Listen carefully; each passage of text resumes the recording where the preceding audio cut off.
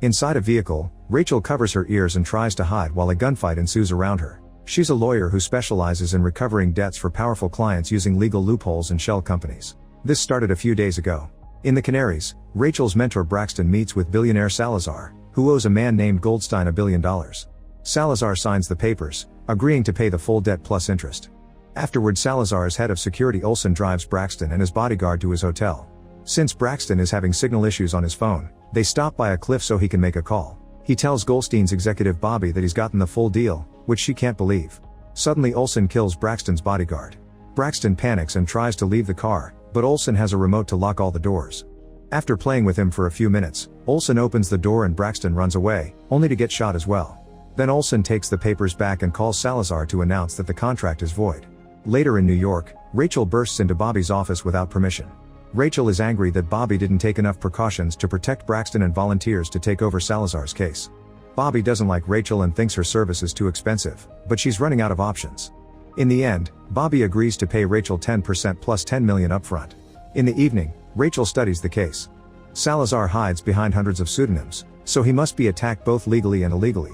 Her employees are taking care of the legal issues, and she has 2 special operators for the illegal ones.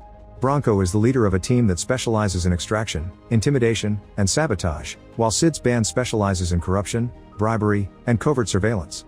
The next day Rachel and Bronco meet Salazar's lawyer Horowitz. They pretend to be normal clients at first, but as soon as they mention Salazar, Horowitz freaks out and calls his security guard. When the guard enters the room, Bronco threatens to kill him and spread his blood on the walls.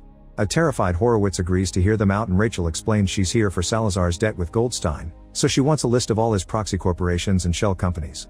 Horowitz refuses to give them that information and kicks them out. Afterward, Bronco and Baker travel to Salazar's island to start sabotaging his interests and set up a base. In Saudi, Sid anonymously tips off the authorities about Salazar's hotel. It turns out they're building something bigger than what was approved, so the government shuts the construction down. Now Horowitz is busy with this scandal, since the project is losing $4 million a week. He immediately suspects that Rachel is behind this. Later, Sid goes to the construction site and makes his car crash into the superintendent's vehicle on purpose. He acts as if it was an accident, and his partner Gucci pretends to be a doctor who checks if he's hurt. They tell him he needs to take 6 weeks off for recovery while throwing bribe money into his car. The superintendent counts it and gives them the thumbs up, agreeing to use the crash story to disappear for a few weeks. Soon Horowitz receives a call telling him that the steel has been impounded because the paperwork doesn't match. Now penalties and delays will cost Salazar $5 million a week. Meanwhile, Bronco and Baker pretend to be employees at Salazar's oil rig. Baker wants to destroy tomorrow's delivery, but Bronco prefers to do invisible damage that will take months to diagnose. They end up installing a little device in a valve that immediately causes enough problems to stop the rig from working. The safety inspectors are tipped off and the rig starts losing $500,000 a day. When Salazar meets with Horowitz to demand an explanation, Horowitz blames it all on Rachel. Salazar wants to kill her, but Horowitz explains that she's already insured herself. If she dies, 20 prepaid lawyers will keep her mission going. Since this mess is starting to cost $28 million a month, Horowitz thinks it's time to make a deal. Rachel still hasn't found the worst parts of Salazar's business, so he thinks they should be fine for now. However, during the visit, Bronco planted a bug in Horowitz's office, so Rachel has been learning many of his dirty secrets. Salazar has an accountant called Wolfgang, who manages the entire financial empire by hiding the money in shell companies. In Jeddah, Wolfgang is throwing a party, so Sid attends pretending to be a wealthy investor. He joins a game of backgammon and wins every time because he's using loaded dice, however he refuses to take the money. Wolfgang immediately becomes suspicious and challenges him, but Sid wins again. Instead of the money, he asks for a rematch for $10, and this time he loses on purpose. He claims he doesn't have cash and promises to send him a gift later. Eventually a box arrives at Wolfgang's office with a statue that matches his collection. The room has an impenetrable firewall and the computer can only be hacked if it's close enough, so Sid is sent that statue with a hidden device. Now Rachel's hacker Clover can easily gain access to everything. In just a few days, Rachel gets the court to approve seeking international attachment orders. Horowitz calls her and offers her $300 million, but Rachel turns it down and demands a meeting with Salazar before hanging up. Expecting that the meeting will be on Salazar's island, Rachel sends her team there to start preparations. Their mission is to make sure she can leave safely after the meeting. Bronco has acquired a local ambulance, a police car, a variety of vehicles for their escape. He's also bought a bunch of guns. The safe house has been hidden in the most remote part of Salazar's island. It's near all 3 extraction points and has historical tunnels. Salazar may call Rachel to his hotel or his villa, so the team discusses different escape routes that can be reached no matter where Rachel is. Since they can't use helicopters because Salazar controls the sky, they have gyrocopters that will go undetected. The first route is in the city, and the team's car immediately gets stuck in traffic. They decide to test the route on bikes instead, driving through the streets at dangerous speed. The police notice them and start chasing after them. The team keeps driving fast and pulls off some impressive moves to leave the city, so the chase continues on the countryside roads. The bikers decide to jump into the storm drain, but the police can't follow them there, so they effectively escape and reach the east evacuation point. Next, the team tests the gyrocopters, which take too long to prepare. Sid and Bronco order their men to keep practicing until they can get them ready in just 3 minutes.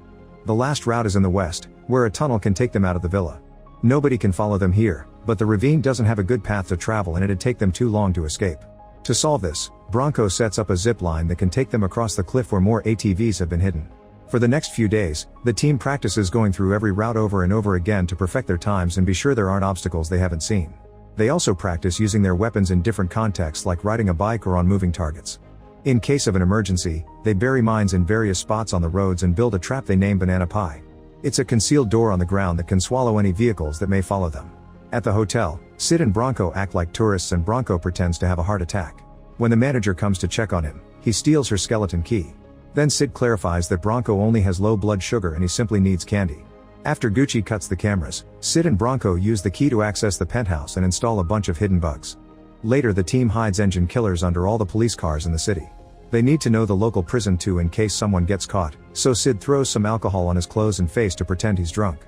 Then he yells and pees on the street until the cops arrest him. When Sid is finally released, he tells Bronco about all the cameras, the number of officers, and the available weapons. The technology here is so poor that he's already picked up the signal and opens the barrier gate with his phone.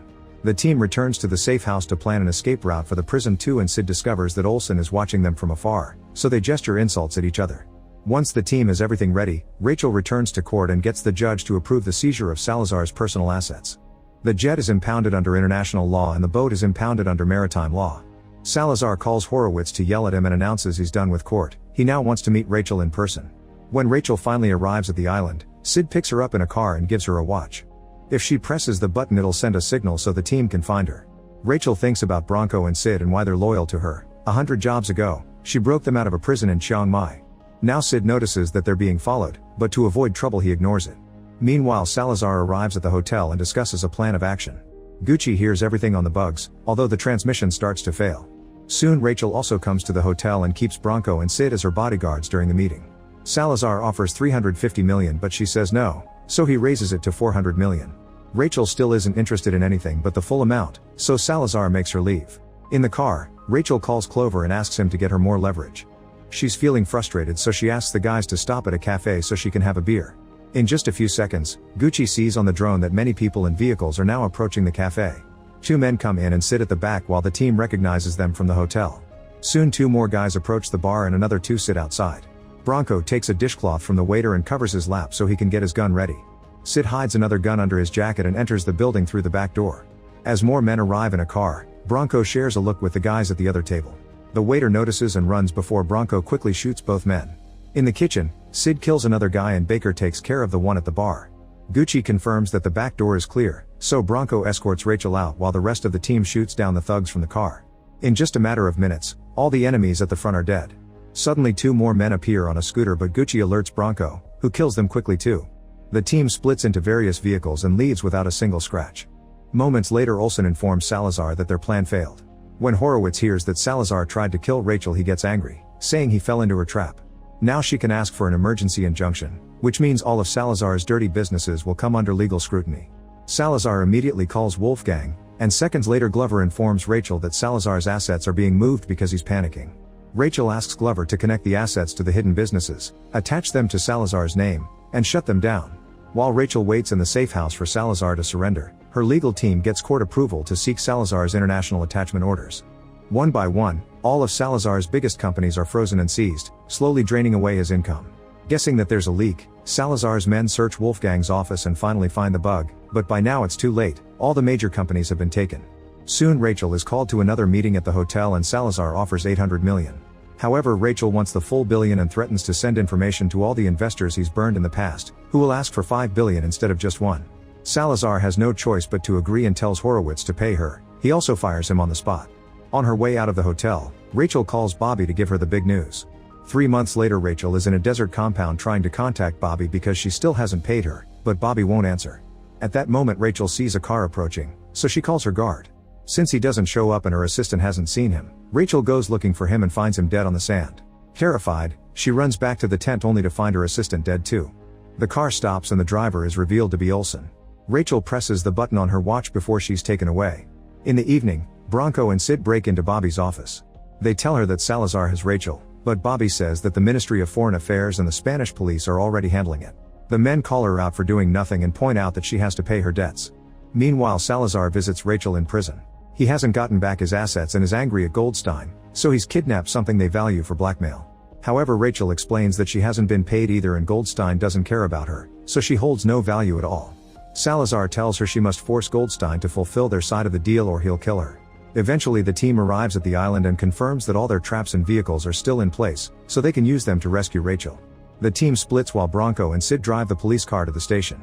Dressed as officers, they have no problems entering the building and sneaking into the gun storage. They quickly surround a cop and handcuff him before stealing some guns. Then they move to the cell area and beat up or disarm the few cops there. After locking up those cops, they pass the keys to Rachel so she can leave her cell. While she stays hidden, Bronco and Sid move to the main office and quickly make all the officers surrender by just threatening them. They also disarm them. At that moment 5 more cops enter the station and Sid tells them not to move, but they reach for their guns anyway. Sid and Bronco immediately open fire. While the duo kills every officer in the office, more cars arrive to surround the station, so Baker blows up a hole in the back for Rachel, Sid, and Bronco to escape. The team reunites outside and leaves in a car, so the police follow them in several vehicles. A chase ensues through the countryside as the team takes the road they practiced dozens of times. Their car soon gets severely damaged when the cops open fire, so Sid activates the landmines to stop them. The cops' vehicles break down because of the explosions and can't continue, but they send out a drone to keep following Rachel's group. At the extraction point, the gyrocopter is ready by the time the team arrives. Unfortunately, so does the drone, which drops a bomb and blows up the building with all the gyrocopters and one of the men inside. In the car, Rachel covers her ear while the guys open fire at the incoming car, killing most of the men who come out. Sid shoots a gas tank, creating a huge explosion that kills the rest of the enemies and destroys their vehicle. Afterward, the team splits between the car and 2 bikes to take the second escape route. As soon as 3 more enemy vehicles come after them, the bikers move behind them and open fire, causing one of the trucks to crash. Bronco hides among the trees and opens the pit right in time for the second enemy car to fall into it. Then he comes out and shoots the men in the third truck with the help of the bikers, so they can continue their escape safely. At the safe house, the team rushes to get in position with their guns and sends out a drone. 2 vehicles get stuck on the spikes on the road and those men keep moving on foot, while 2 more cars come from the opposite road. Baker activates the mines but only manages to bring down 1 car, so the team opens fire to kill all the other men as they try to approach the house. A vicious gunfight ensues and soon the safe house is severely damaged. While his teammates fight, Baker sets up a bunch of explosives and opens the hatch to the tunnel. As soon as there's an opening, the team starts moving and one by one they leave through the tunnel. Gucci goes out first and effectively gets the zip line ready to escape. Someone needs to stay behind and activate the explosives though, so Baker has a short argument with Bronco and convinces him to leave without him. After Bronco and Sid take Rachel down the tunnel, they leave on the bikes. In the safe house, Baker activates a gas grenade and sneaks around as he keeps shooting any man who enters the building. On his earpiece, Bronco keeps telling him to come to the tunnel too, but Baker ignores him. Once all the enemies are close enough, Baker activates the explosives and blows up the whole house. A few men still manage to escape and find the trio going down the zip line. Sid and Bronco never stop shooting, so they keep the enemies distracted long enough to cross the cliff without getting hurt. The trio then gets on an ATV and rushes to the dock, where the rest of the team is getting the boat ready. Suddenly Olsen shows up in a helicopter and opens fire at the ATV. Bronco shoots back at him while Sid tries to drive as fast as possible, but neither of them manages to land a shot. Then Olsen changes to a more powerful weapon and shoots at the ground, creating several small explosions on the road that force the ATV to hide inside a building. However, Bronco and Sid also have a rocket launcher, so when they see the helicopter appear at the window, they immediately shoot it down. It lands on the shore and explodes, killing Olsen. Afterward, the team finally takes Rachel off the island by boat, although Sid and Bronco stay behind for one last mission. Moments later, the duo sneaks into Salazar's house pretending to be paramedics and knocks out a guard. When Salazar finds them, Bronco injects him with a sedative. Then they put the body on a stretcher to pass him off as a patient and take him away in an ambulance. To escape the city, Salazar is wrapped in plastic and put on an ATV that the team drives through the storm drain. A ship is waiting for them near the shore. Sometime later, the authorities in Miami find a shipping container with Salazar inside. At the same time, Rachel visits Bobby, who only knows that Salazar has disappeared. Rachel confirms she's been paid and theorizes that Bobby has double-crossed her by withholding Salazar's assets. Now that the police have Salazar, he'll probably tell them that Goldstein funded his criminal empire, and Goldstein will blame Bobby for it. After Rachel leaves the office, Goldstein gets a terrifying phone call. Make sure to subscribe and turn on notifications so you can watch more videos like this. Thanks for watching.